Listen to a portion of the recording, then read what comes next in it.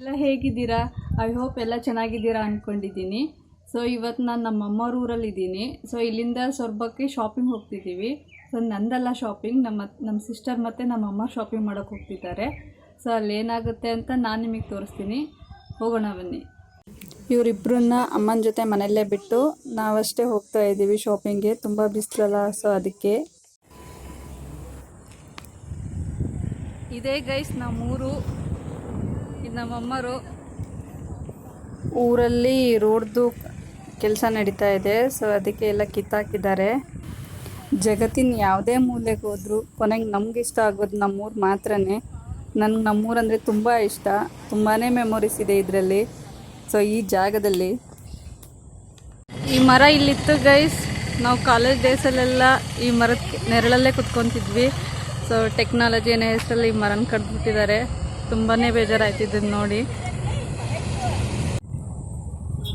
ಇದು ನಮ್ಮ ದೊಡ್ಡಮ್ಮ, ಸರಿ, ಇದು ನಮ್ಮ ತಂಗಿ ಸರು, ಇದು ನಮ್ಮ ಆಂಟಿ.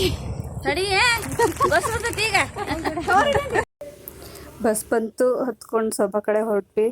ಸೊರಬಕ್ಕೆ ಎಂಟ್ರಿ ಕೊಡ್ತಿದ್ದಂಗೆ ಗೊತ್ತಿಲ್ಲ ಗೈಸ್, ಯಾವಾಗ್ಲೂ ಮನಸ್ಸು ತುಂಬಾ ಭಾರ ಆಗುತ್ತೆ. ಯಾಕಂದರೆ ತುಂಬಾ ಮೆಮೊರೀಸ್ ಇದೆ ಇಲ್ಲಿ. ಯಾರು ಎಷ್ಟೇ ಹೇಳ್ಬೋದು ಸೊರಬ ಡೆವಲಪ್ ಆಗಿಲ್ಲ ಹಾಗೆ ಹೀಗೆ ಅಂತ, ಅದು ಹೇಗೆ ಇದ್ದರೂ ಸೊರಬ ನಮ್ಮದು. ಯಾರು ಏನೇ ಹೇಳಿದ್ರೂ ಸೊರಬದ ಮೇಲೆ ಇರೋ ಪ್ರೀತಿ ಯಾವತ್ತೂ ಕಡಿಮೆ ಆಗಲ್ಲ.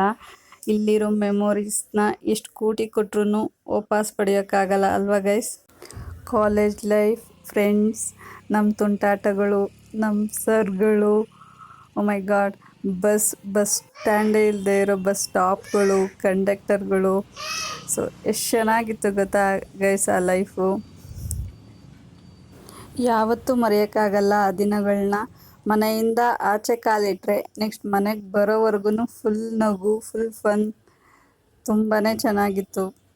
ಅಮ್ಮರದು ಬ್ಯಾಂಕಲ್ಲಿ ಸ್ವಲ್ಪ ಕೆಲಸ ಇತ್ತು. ಫಸ್ಟ್ ಅದೇ ಕೆಲಸ ಮುಗಿಸ್ಕೊಳ್ಳೋಣ ಅಂತ ಫಸ್ಟ್ ಬ್ಯಾಂಕಿಗೆ ಹೋದ್ವಿ. ಅಲ್ಲಿ ನೋಡಿದರೆ ತುಂಬಾ ರಶ್ ಇತ್ತು. ಸೊ 1 hour ಆಯಿತು ಅಲ್ಲಿ ಕೆಲಸ ಎಲ್ಲ ಮುಗಿಯೋಷ್ಟರೊಳಗೆ. ನೆಕ್ಸ್ಟು ಅಲ್ಲೆಲ್ಲ ಕೆಲಸ ಮುಗಿಸ್ಕೊಂಡು ನಮ್ಮ ತಂಗಿ ಕಾಲೇಜ್ಗೆ ಹೋಗಿದ್ಲು. ಅವಳು ಬರೋದು ಅರ್ಧ ಗಂಟೆ ಆಗುತ್ತೆ ಅಂತ ಹೇಳಿದ್ಲು. ಸೊ ಅವಳಿಗೋಸ್ಕರ ಬಸ್ ಸ್ಟಾಪಲ್ಲೇ ವೆಯ್ಟ್ ಮಾಡ್ತಾ ಇದ್ವಿ. ಜ್ಯೂಸ್ ಅಂತೆ, ಚಿಪ್ಸ್ ಅಂತೆ, ಅದು ಇದು ತೊಗೊಂಡು ಸುಮ್ಮನೆ ತಿಂತಾನೆ ಇದ್ವಿ.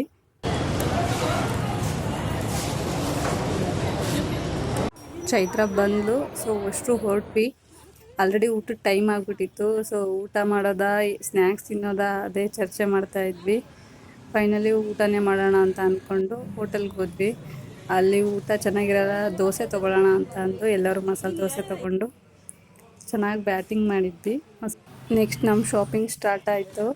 ಮದುವೆ ಸೀಸನೆಲ್ಲ ತುಂಬಾ ರಶ್ ಇತ್ತು. ಅಪ್ಪಾಜಿ ಕೊಡೋರಿಗೆ ಒಂದಿಷ್ಟು ಸೀರೆ ತೊಗೊಬಾ ಅಂತ ಹೇಳಿದರು. ಸೊ ಅಲ್ಲಿ ತೊಗೊಂಡು ನೆಕ್ಸ್ಟು ಸರು ಶಾಪಿಂಗ್ ಮಾಡಬೇಕಿತ್ತು. ಸೊ ನೆಕ್ಸ್ಟು ಸರು ಫ್ಯಾನ್ಸಿ ಸೀರೆ ತೊಗೋಬೇಕು ಅಂತ ಇದ್ಲು. ಅದಕ್ಕೆ ಲೆಕ್ಕ ಇಲ್ಲದೆ ಅಷ್ಟು ಅಂಗಡಿಗಳನ್ನ ಹತ್ತಿ ಇಳಿದು ಸಾಕಾಗೋಯ್ತು. ಫೈನಲಿ ನಮಗೆ ಇಷ್ಟ ಆಗಿರೋ ಸೀರೆ ಒಂದು ಅಂಗಡಿಲಿ ಸಿಕ್ತು. ಬಟ್ ನಾನು ನಿಮ್ಗೊಂದು ವಿಷಯ ಹೇಳಬೇಕು. ಯಾರೋ ಒಬ್ಬರು ಸೀರೆ ತೊಗೊಂಡಿರ್ತಾರೆ, ಅದು ನಮ್ಗೆ ಇಷ್ಟ ಆಗಿರುತ್ತೆ ಅಂತ ನಾವು ತೊಗೊಳ್ಳೋದು, ಅಥವಾ ಸೀರೆ ಚೆನ್ನಾಗಿದೆ ಅಂತ ನಾವು ತೊಗೊಳ್ಳೋದು ಮುಟ್ಟಾಳ್ತನ ಅಂತ ನನಗನ್ನಿಸ್ತು. ಯಾಕಂತಂದರೆ ನಾವು ಹೋಗಿರೋ ಅಂಗಡಿಯಲ್ಲಿ ಒಂದು ಸೀರೆ ತುಂಬಾ ಇಷ್ಟ ಆಯಿತು.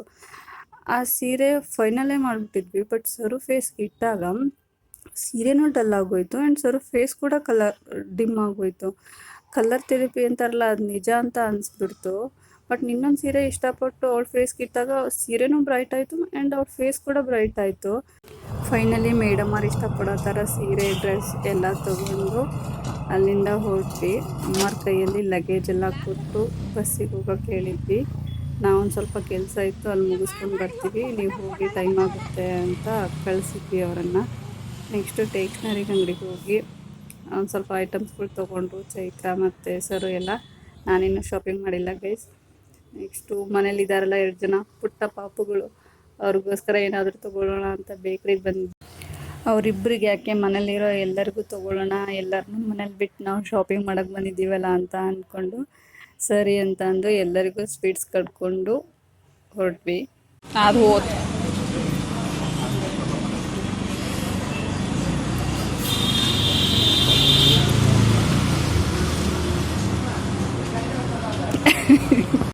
ಫೈನಲಿ ಬಂದ್ವಿ. ಫೈನಲಿ ಎಲ್ಲರೂ ಹೋದ್ರು ಬೈಕಿಗೆ ಆ್ಯಂಡ್ ಬಸ್ಸಿಗೆ. ನಾವಿಬ್ರು ನಡ್ಕೊಂಡು ಹೋಗ್ತಿದ್ದೀವಿ. ನಮ್ಮ ತಮ್ಮ ಬಂದು ಇವಾಗ ಕರ್ಕೊಂಡು ಹೋಗ್ತಾನೆ. ಶಾಪಿಂಗ್ ಫುಲ್ ಮುಗೀತು. ಸಾಕಾಗೋಯ್ತು ಬಿಸಿಲಿಗೆ ಓಡಾಡಿ.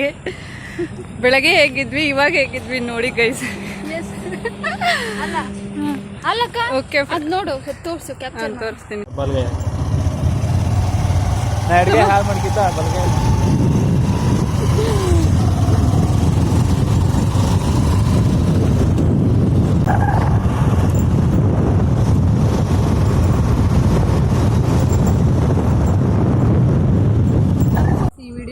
ಮುಗಿಸ್ತಿದ್ದೀನಿ. ಸೊ ನೆಕ್ಸ್ಟ್ ಮತ್ತೊಂದು ಒಳ್ಳೆ ವಿಡಿಯೋದಲ್ಲಿ ಸಿಗ್ತೀನಿ.